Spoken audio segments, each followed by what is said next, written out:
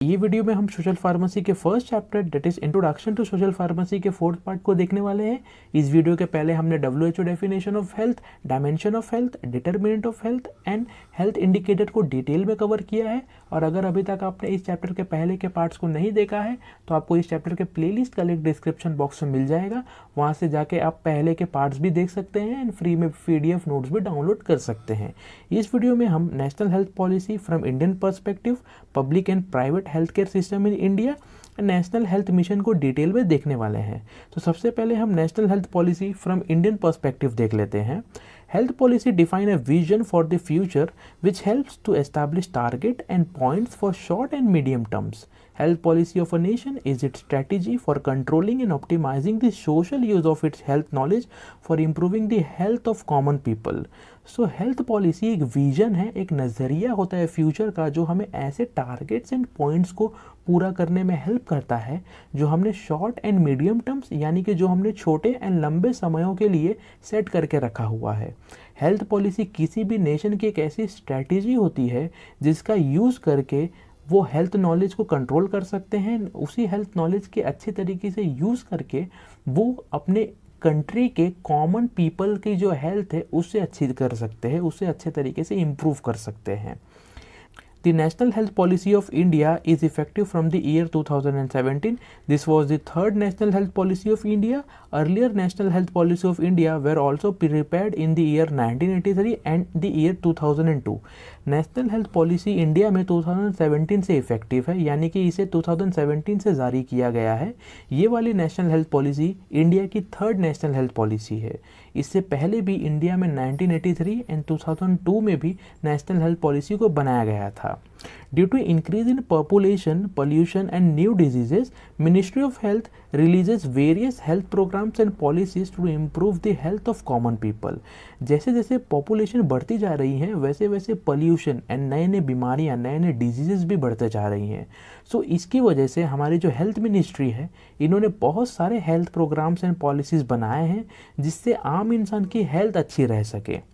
The main aim of National Health Policy 2017 is to inform, clarify and prioritize the role of government in shaping health system in all its dimension, investing in organization of healthcare services, prevention of diseases, encouraging medical pluralism, developing better protection strategies, strengthening the regulation and health assurance. National health policy 2017 का एक ही M है, सिर्फ और सिर्फ एक ही लक्ष्य है कि वो गवर्नमेंट के रोल को और अच्छे तरीके से क्लैरिफाई कर सके, इन्फॉर्म कर सके, प्रायोरिटाइज कर सके, हेल्थ सिस्टम को हर एक जगह से अच्छा बनाने में और ज़्यादा इन्वेस्टमेंट कर सके गवर्नमेंट हेल्थ केयर सर्विसेज में, डिजीज़ को प्रिवेंट कर सके, मेडिकल प्लूरलिज्म को बढ़ा सके, हेल्थ को और ज़्यादा अश्योर कर सके और हर एक प्रोटेक्शन स्ट्रेटजीज बना सके। जैसे कि ईयर 2020 में अचानक से कोविड आ गया था, तो इसके ऐसे कंडीशंस के लिए हर एक कंट्रीज़ को तैयार रहने चाहिए कि वो प्रोटेक्ट कर सके अपने नेशन को, अपने कंट्रीज़ को ऐसे किसी बीमारियां से। अब यहाँ पे जो आप ये वर्ड देख रहे हैं मेडिकल प्लूरलिज्म, इसका एक मतलब होता है कि अगर हम दो से ज़्यादा मेडिकल सिस्टम को कंबाइन करके उसका यूज़ करते हैं तो उसी को हम बोलते हैं मेडिकल प्लूरलिज्म। जैसे कि हमारे इंडिया में आयुर्वेदा, यूनानी, सिद्धा, होम्योपैथिक एंड मेडिकल नॉलेज का यूज़ करके एक किसी भी इंसान को ठीक किया जा सकता है। सो इसी को हम बोलते हैं मेडिकल प्लूरलिज्म। सो नेक्स्ट हम goal of national health policy देख लेते हैं। To bring down the mortality rate of children under 5 year, जो मोर्टेलिटी रेट होता है बच्चों का जिनकी उम्र 5 साल से कम है उसे कम किया जा सके। मोर्टेलिटी रेट ऑफ चिल्ड्रन का मतलब ये होता है कि जो छोटे छोटे बच्चे होते हैं जिनकी एज 5 साल से कम होती है उनकी अगर डेथ हो जाए तो उसी को हम बोलते हैं मोर्टेलिटी रेट ऑफ चिल्ड्रन।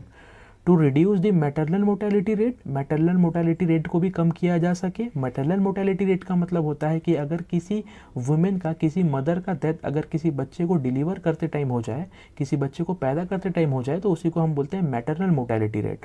सो इसे भी कम करना एक नेशनल हेल्थ पॉलिसी का मेन गोल है। To increase the life span of human being, जो लाइफ स्पैन है ह्यूमन बींग्स का उसे भी इंक्रीज किया जा सके। To increase the health expenditure from the GDP, जो हेल्थ एक्सपेंडिचर है जीडीपी से वो और ज़्यादा बढ़ा सके। To reduce infant mortality rate, जो इन्फेंट मोर्टेलिटी रेट है इसे भी कम किया जा सके। इन्फेंट मोर्टेलिटी रेट का मतलब होता है अगर कोई बच्चों की डेथ 1 साल से पहले हो जाती है तो उसी को हम बोलते हैं इन्फेंट मोर्टेलिटी रेट। सो इसे भी कम करना एक मेन गोल है नेशनल हेल्थ पॉलिसी का। To reduce the premature mortality rate, premature mortality rate को भी कम किया जा सके। प्री मेच्योर मोर्टेलिटी रेट का मतलब होता है कि अगर कोई इंसान अपने एज से, अपनी उम्र से पहले ही उसकी डेथ हो जाती है तो उसी को हम बोलते हैं premature mortality rate. National health policy 2017 also aims to achieve 90% of children born by और under the supervision of train nurses and doctor. So national health policy 2017 का एक और एम है कि कम से कम 90% चिल्ड्रंस की जो बर्थ है ऐसे डॉक्टर्स एंड नर्सेस के द्वारा हो जो कि बहुत ही अच्छे तरीके से ट्रेंड होते हैं। टू एलिमिनेट लेप्रेसी एंड काला आज़ार, जो लेप्रेसी एंड काला आज़ार ये दोनों बहुत ही ज़्यादा खतरनाक डिजीज़ होते हैं तो इसे एलिमिनेट करना भी एक बहुत ही मेन एम होता है। To reduce the consumption of tobacco by 30%, जो टोबैको का यूज़ है उसे भी 30% से रिड्यूस कर सके। National health policy 2017 also promote the use of other medical systems such as Ayurveda, Yoga, Unani, Siddha and Homeopathy under Ministry of Ayush. Yoga will be introduced much more widely in schools and workplaces as a part of promotion of good health. So national health policy 2017 का ये भी बहुत ही main M है कि वो आयुर्वेदा, योगा, यूनानी, सिद्धा and homeopathic medicine को मिनिस्ट्री ऑफ आयुष के अंदर और अच्छे तरीके से प्रमोट कर सके और योगा को हर एक स्कूल्स एंड कॉलेजेस, हर एक वर्क प्लेसेस पे वो इंट्रोड्यूस कर सके as a part of good health. So next हम public and private health care system in India को देख लेते हैं। In India the health care system run by public and private sectors. So health care system in India is majorly divided into 2 parts, private health care system and public health care system. So India के अंदर जो भी health care system है ये 2 लोग run करते हैं, एक है पब्लिक सेक्टर्स एंड दूसरा है प्राइवेट सेक्टर्स। सो इसीलिए इंडिया के अंदर majorly health care system 2 parts में डिवाइड है। पहला है private health care system and दूसरा होता है पब्लिक हेल्थ केयर सिस्टम। सो पहले हम private health care system in India को देख लेते हैं। Private healthcare in India give timely treatment and give personalized attention to patient, but all this come with a price to pay. Healthcare facilities in private sectors are much more expensive than those available in public sectors. जो private health care system है India में ये अपने patient को अच्छे तरीके से treatment देता है और एक पर्सनलाइज्ड ट्रीटमेंट देता है किसी भी पेशेंट को, लेकिन इसका एक प्राइस होता है। जो हेल्थ केयर फैसिलिटीज़ जो हमें प्राइवेट सेक्टर्स में देखने मिलती हैं वो बहुत ही ज़्यादा महंगी, बहुत ही ज़्यादा एक्सपेंसिव होती है as compare to public sectors. Private health care system has right to refuse treatment to the people who they feel are in no position to fund for themself, but they cannot refuse the treatment of patient who has an emergency. So private health care system के पास एक right होता है कि वो किसी भी patient के ट्रीटमेंट को रोक सकते हैं, रिफ्यूज़ कर सकते हैं, मना कर सकते हैं अगर उन्हें ऐसा लगता है कि ये जो पेशेंट है वो उनके फैसिलिटीज़ के पैसे नहीं दे सकता। लेकिन वो ऐसे पेशेंट को मना नहीं कर सकते हैं कि वो अगर कोई पेशेंट एमरजेंसी कंडीशन में उनके पास आता है तो वो उनके ट्रीटमेंट के लिए मना नहीं कर सकते। Private health care systems are not funded by government, they are run on profit basis, they give services to those patient who make payment directly. So private health care system को कोई भी fund नहीं मिलता है government से। सो ये अपने profit के बेसिस पे ही पूरे हेल्थ केयर सिस्टम को चलाते हैं। ये सिर्फ और सिर्फ वैसे ही पेशेंट को अपनी सर्विसेज प्रोवाइड करते हैं जो पेशेंट इन्हें डायरेक्टली पेमेंट कर सके। If patient can pay large amount of money for their disease and treatment, then they have many choices of doctors and hospital in private healthcare system. अगर patient बहुत ज़्यादा पैसे पे कर सकता है अपने डिजीज़ के ट्रीटमेंट के लिए तो उनके पास बहुत ज़्यादा ऑप्शंस होते हैं प्राइवेट हेल्थ केयर सिस्टम में कि वो अपने चॉइसेस के डॉक्टर्स एंड अपने चॉइसेस के हॉस्पिटल को चूज़ कर सके। Private health care system provide different types of rooms to the patient according to their budget. Private healthcare system in India are majorly available in big cities such as Mumbai, Bangalore, Kolkata, Delhi, Chennai, etc. Private healthcare system does not provide any subsidies to their patient.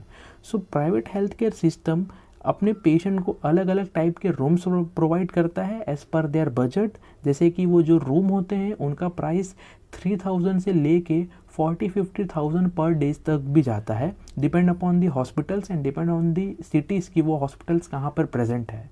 और ये जो private health care system है ये ज़्यादा करके बड़े बड़े cities जैसे कि मुंबई, कोलकाता, चेन्नई, दिल्ली, बेंगलोर में प्रेजेंट होते हैं। प्राइवेट हेल्थ केयर सिस्टम से कोई भी सब्सिडरीज एक पेशेंट को नहीं मिलता है, यानी कि ये कोई भी मदद एक पेशेंट की नहीं करते हैं अगर पेशेंट के पास पैसे अगर ना हो तो। सो नेक्स्ट हम public health care system in India को देख लेते हैं। So public health care system and hospitals in India are run via state and central government. Public healthcare system do not have any right to refuse to any patient. Every patient has right to visit in public healthcare system for their treatment. So public healthcare system India के under state and central government के वजह से चलती है, और ये जो public health care system होता है इनके पास कोई भी राइट्स नहीं होते हैं कि ये किसी भी पेशेंट के ट्रीटमेंट से मना कर सके। हर एक पेशेंट को राइट है, उनका अधिकार है कि वो हर एक हेल्थ केयर सिस्टम को, हर एक पब्लिक हेल्थ केयर सिस्टम को यूज़ कर सके उनके ट्रीटमेंट के लिए। Most of the population of India prefer public healthcare system rather than going to private healthcare system because the amount of money required in public healthcare system is much more lesser than those required in private healthcare system. So हमारे India की large population prefer करती है public health care system को, क्योंकि public health care system के अंदर जितने भी पैसे लगते हैं वो प्राइवेट हेल्थ केयर सिस्टम से अगर हम कंपेयर करें तो बहुत ही कम लगते हैं। Public healthcare system is available in almost every city across India. Public healthcare system does not have any elite room for their patient in the hospitals. They provide general ward to all the patient who have minor disease. So public healthcare system India में हर एक जगह पे available है। ये अपने patient को बहुत अच्छे तरीके से रूम्स वगैरह प्रोवाइड नहीं करते हैं जैसे कि हमें private hospitals and private health care system में दिखता है। ये सिर्फ और सिर्फ हर एक पेशेंट को जनरल वार्ड ही प्रोवाइड करते हैं। Availability of doctors, nurses and pharmacists in some public hospitals are very low as compared to private hospitals. Public healthcare system do not provide any major treatment to the patient because they do not have that much of facilities. Public healthcare system also provides subsidies to their patient. They also promote the use of generic medicines because they are less expensive as compared to brand medicine. So public health care system में जो doctors and nurses and pharmacist की availability होती है ये बहुत ही कम होती है as compare to private hospitals and private health care system. Public health care system बहुत ही कम ट्रीटमेंट प्रोवाइड करती है, जैसे कि इनके पास मेजर डिजीज़ के ट्रीटमेंट नहीं होते हैं जो कि private hospitals and private health care system में होते हैं।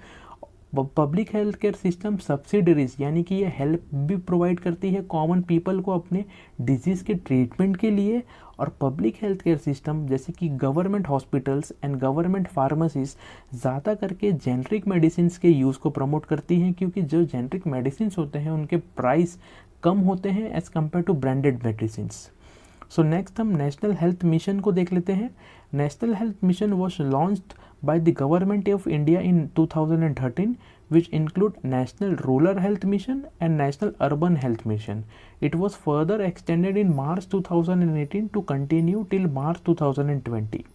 So National Health Mission ये गवर्नमेंट ऑफ इंडिया ने लॉन्च किया था 2013 में। इसके अंदर दो पार्ट्स हैं, पहला है national rural health mission and दूसरा है नेशनल अर्बन हेल्थ मिशन।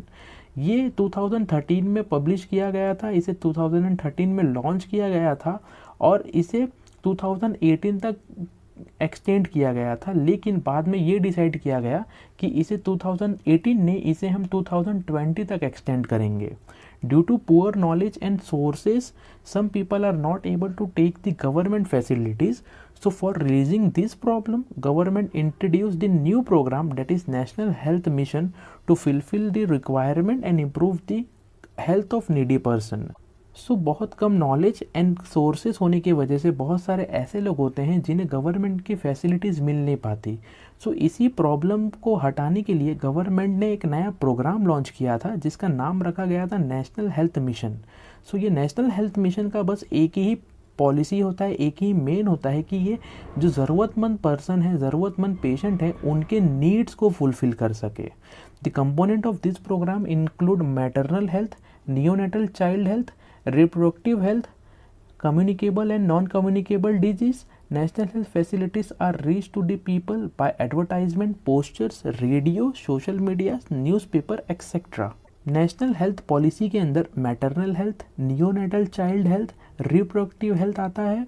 इनके अंदर communicable and non communicable disease को हटाने की भी जिम्मेदारी आती है। अब ये जो कम्युनिकेबल डिजीज़ ऐसे डिजीज़ होते हैं जो कि एक दूसरे पेशेंट से फैल सकते हैं, जैसे कि ट्यूबरकुलोसिस, कोविड। और जो नॉन कम्युनिकेबल डिजीज़ होते हैं वो एक पेशेंट से दूसरे पेशेंट में फैल नहीं सकते, जैसे कि डायबिटीज़ हो गया एंड बहुत सारे डिजीज़ेस। सो नेशनल हेल्थ पॉलिसी की जो फैसिलिटीज़ होती हैं लोगों के पास एडवर्टाइजमेंट के ज़रिए पहुंचती हैं, बहुत सारे पोस्टर्स के वजह से पहुंचती हैं, सोशल मीडियाज़ के वजह से पहुंचती हैं, रेडियोज़ एंड न्यूज़पेपर के वजह से इनके पास जनरल पब्लिक के पास ये इनकी फैसिलिटीज़ पहुंचते रहती हैं। नेक्स्ट हम aim of national health mission देख लेते हैं। Improve the health condition of people. जो जनरल पीपल होते हैं उनके हेल्थ कंडीशन को इम्प्रूव करना ये एक मेन एम होता है नेशनल हेल्थ मिशन का। अवेयरनेस अबाउट गुड हैबिट्स, जो गुड हैबिट्स होती हैं उनके बारे में अवेयरनेस फैला सके। प्रिवेंशन अगेंस्ट डिजीज़, जितनी भी डिजीज़ होती है उनको प्रिवेंट कर सके। Improve hygienic condition, hygienic condition यानी कि जो साफ़ सुथरी कंडीशन होती है उसे और ज़्यादा इम्प्रूव कर सके। अवेयर अबाउट नेचुरल सोर्सेज, जो नेचुरल सोर्सेज होती हैं जिनके वजह से एक ह्यूमन बींग्स की हेल्थ अच्छी हो सके उसके बारे में लोगों को जागरूक करना, उसके बारे में लोगों को अवेयर करना। मेंटेनेंस ऑफ पॉपुलेशन ग्रोथ, एक पॉपुलेशन ग्रोथ को अच्छे तरीके से मेंटेन कर सके फैमिली प्लानिंग के द्वारा, ये भी एक मेन एम होता है नेशनल हेल्थ मिशन का। Provide facilities to needy persons, जो भी ज़रूरतमंद लोग होते हैं उनको मेडिकल फैसिलिटीज़ प्रोवाइड करना। Improve the health of tribal populations, जो ट्राइबल पॉपुलेशन होते हैं जैसे कि जो छोटी छोटी प्रजातियां होती हैं इंसानों की, उनको अच्छे तरीके से हेल्थ फैसिलिटीज़ प्रोवाइड कर सके। सो डेवलपमेंट के अगर नज़रिए से हम देखें तो नेशनल हेल्थ मिशन दो पार्ट में डिवाइड हुआ है। पहला है national rural health mission and दूसरा है नेशनल अर्बन हेल्थ मिशन। सो पहले हम नेशनल रूरल हेल्थ मिशन को देख लेते हैं। National Rural Health Mission was launched on 12th of April 2005 to take care of the health of needy peoples, rural populations, especially women, children and vulnerable section of society, and to provide affordable, accessible and quality health care. The main mission of this program is to improve the health status and quality of life of people who lives in rural area. So national rural health mission 12th of April 2005 में launch किया गया था government के द्वारा, और इनका एक ही M था कि ये जो ज़रूरतमंद लोग हैं जो गांव में रहते हैं, छोटे छोटे गांव में रहते हैं, उनकी मदद कर सके, ज़्यादा करके वुमेंस एंड चिल्ड्रंस की मदद कर सकें, और एक सोसाइटी के ऐसे सेक्शंस की मदद कर सके जो कि बहुत ही ज़्यादा वल्नरेबल है। वल्नरेबल का मतलब होता है ऐसे लोग जो बहुत ही जिनकी पॉपुलेशन बहुत ही कम बची हुई है। तो ऐसे लोगों की हेल्थ को इम्प्रूव करने का भी जो मिशन होता है वो भी नेशनल रूरल हेल्थ मिशन के अंडर आता है। और नेशनल हेल्थ पॉलिसी का ये भी एक मेन एम होता है कि वो हेल्थ के क्वालिटी को एंड हेल्थ स्टेटस को अच्छे तरीके से इम्प्रूव कर सके जो लोग रूरल एरिया, जो लोग गाँव में रहते हैं स्पेशली उनके। सो सेकेंड देख लेते हैं हम national urban health mission. The National Urban Health Mission was launched in May 2013 and was included with National Rural Health Mission as a part of the mission of National Health Mission. The main aim of this program is to improve the health status of urban population, particularly urban poor peoples, by providing access to the health care system. So national urban health mission इसको launch किया गया था मई 2013 में। इसको भी include किया गया था नेशनल रूरल हेल्थ मिशन के साथ ही साथ, और इसे भी नेशनल हेल्थ मिशन का जो कि NHM भी जिसे हम बोलते हैं उसका भी एक मेन पार्ट बनाया गया था। नेशनल अर्बन हेल्थ मिशन का एक मेन एम था कि ये ऐसे लोगों की हेल्थ को इम्प्रूव कर सके जो अर्बन एरियाज, जो शहरी इलाके में रहते हैं, ज़्यादा करके शहरी इलाके में ऐसे लोग जो कि बहुत ही गरीब हैं, उनको हेल्थ केयर फैसिलिटीज़ प्रोवाइड करके उनके हेल्थ को अच्छा कर सके। So thanks for watching this video guys. अगर आपको इस वीडियो से कोई भी क्वेश्चन होता है तो आप हमें कमेंट बॉक्स में पूछ सकते हैं, या फिर आप हमें ईमेल कर सकते हैं। इंस्टाग्राम पे भी आप हमसे कनेक्ट हो सकते हैं। इंस्टाग्राम पे हमारा पेज है फार्मा यूनिट नाम से, और इस वीडियो लेक्चर की PDF नोट्स आप डाउनलोड कर सकते हैं, लिंक आपको डिस्क्रिप्शन बॉक्स में मिल जाएगा। सो अब हम मिलते हैं नेक्स्ट वीडियो में।